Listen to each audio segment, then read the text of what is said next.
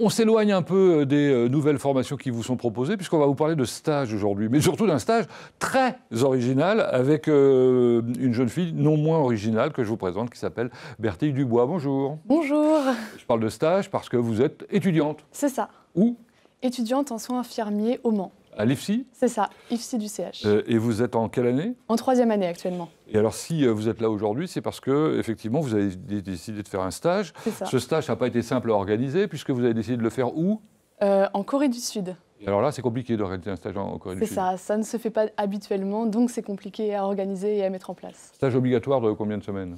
Un stage obligatoire en France, oui, mais à l'étranger, c'est facultatif et c'est de 5 semaines. Et vous, évidemment, vous vous distinguez, vous décidez pas des bonnes dates et d'une durée différente. 5 semaines de stage et 7 semaines au total. D'accord, du 8 novembre au 27 décembre, donc c'est récent. Hein. C'est ça, oui. Vous en revenez. Pourquoi la Corée? La Corée, c'est parce que je suis fan et je m'intéresse à cette culture et aussi notamment par la K-pop et les choses comme ça. Donc c'est une des raisons qui m'a poussée à vouloir connaître davantage ce pays en tant vraiment que stagiaire et presque habitante au final en Corée du Sud. En tant que stagiaire, vous êtes là aussi pour apprendre de nouvelles pratiques. Exactement. Hein, enfin, vous nous direz tout à l'heure si vous en avez découvertes ou pas. Séoul, c'est tout près de la Corée du Nord. Oui. Donc vous y êtes allé, on en parlera tout à l'heure. Mais surtout, vous étiez en bas là. Hein. C'est ça, à Busan. Busan. C'est une grande ville? Oui, grande ville, 2e plus grande ville de Corée du Sud et ville près du littoral. D'accord. Très agréable. Et là, vous êtes dans l'International School of Busan. Exactement. Donc l'école internationale de Busan, ça veut dire qu'il y a des élèves qui viennent de partout? C'est ça. Les élèves viennent de tous les pays, très différents, et ils accueillent des élèves de la maternelle jusqu'au lycée. D'accord. 450 élèves? À peu près, oui, approximativement. Et alors, un endroit d'une beauté spectaculaire, c'est la baie de... Eundae. Alors, vous étiez en plein hiver? Oui. Et en plein hiver, il fait froid? Oui, il fait froid. Très, très froid? Il fait très froid. Il fait froid à Busan, mais il fait encore plus froid quand on remonte vers le nord, du coup vers Séoul. D'accord. Donc, votre stage a débuté le 11 novembre. Dans cet établissement, vous êtes reçu par 2 dames. C'est ça. Mrs. Won, Hélène Won et Mrs. Hwang, Hee-jung Hwang, qui sera ma tutrice de stage et qui est donc l'infirmière à l'International School. Vous dites merveilleuse tutrice, oui. Qui vous apprend évidemment le soin des élèves, puisque l'idée du stage, c'est ça.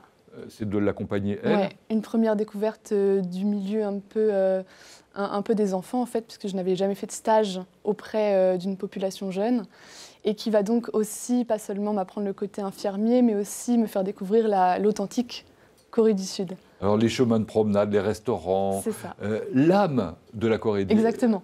Disiez-vous, parce que vous m'avez fait un petit récit hein, de, oui. de votre voyage qui était absolument passionnant.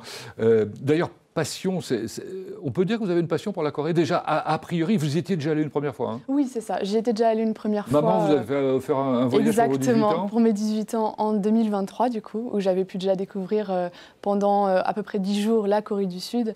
Mais cette fois-ci, j'ai voulu faire un plus large arrêt, entre guillemets, dans ce pays. Bon, alors vous avez voulu profiter au maximum de cette présence pour vous améliorer dans un domaine que vous avez commencé à étudier ici en France, c'est la danse. Oui. Et en l'occurrence, vous avez dansé à Busan oui.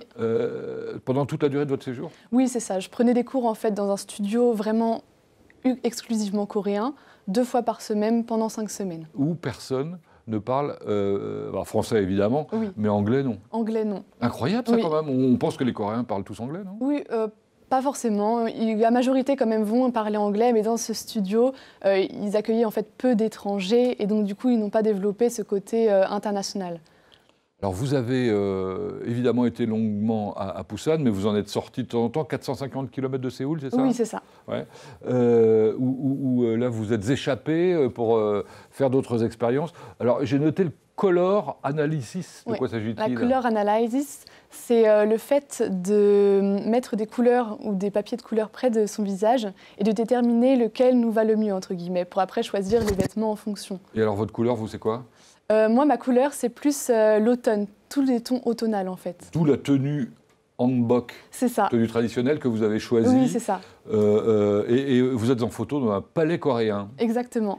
Donc ça doit être un moment un peu magique, non? Oui, c'est ça. Bah, c'est vraiment hors du temps, en fait. On est habillé traditionnellement dans un palais qui a quand même connu une longue histoire, donc oui. Alors ça, c'est un moment que vous partagez avec votre maman et Oui. votre sœur. Ma maman Sophie et ma sœur Aliénor et mon autre sœur également Mao, nous avons toutes les quatre une passion commune qui est celle de découvrir la Corée. Vous êtes mignonne dans vos petites tenues d'étudiantes, là, non? C'est ça? Puisque quand on va dans un parc d'attractions en Corée, on peut s'habiller comme des étudiants. D'accord. Alors, vous avez découvert la ville, les hauts de la colline de Namsan Tower, les palais royaux. Ça, c'est magique, oui. Qu'est-ce qui se passe là? Surtout qu'on a pu observer cette expérience qui a lieu plusieurs fois par jour, c'est la relève des gardes royaux. D'accord. Au palais Gyeongbokgung. Alors, vous faites du karaoké coréen, ça s'appelle comment? Noraebang. D'accord.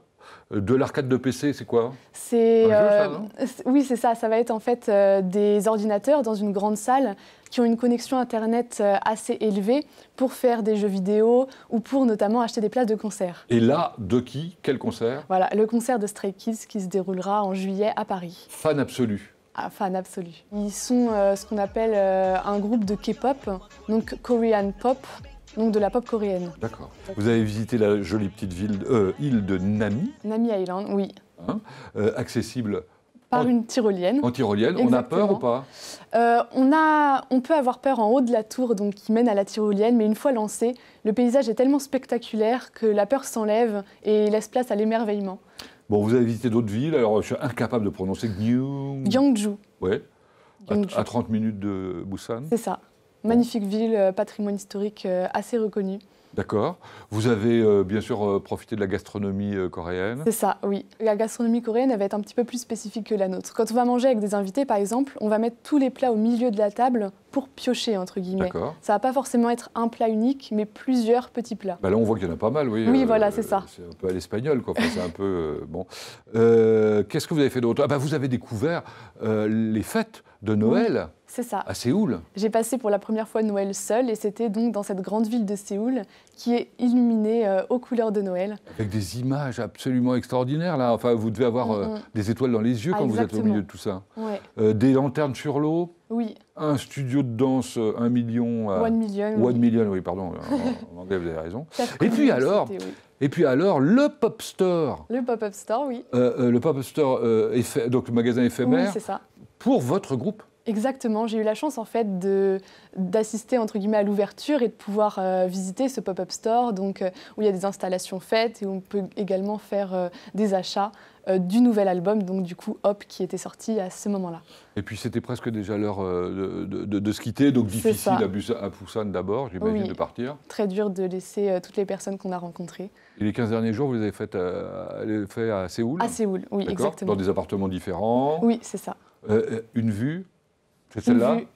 Une vue, oui, de la plus grande tour de Séoul, la Lotte Tower. Qu'on a vue tout à l'heure, effectivement, la voilà. Et la vue, c'est celle qu'on vient de voir là? Oui, la vue, c'est la vue sur Séoul. Donc on peut voir au milieu le fleuve Han, qui traverse vraiment tout Séoul, et les lumières absolument magnifiques. C'est carrément magique. Ah oui, magique. Bon, un souvenir pour la vie. C'est ça. Vous allez faire votre carrière en Corée? Ça, je ne sais pas encore, mais j'aimerais évidemment y retourner. Pourquoi pas, c'est ça.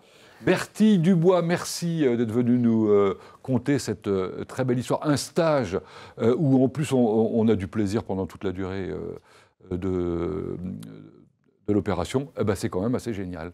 Félicitations. Merci encore.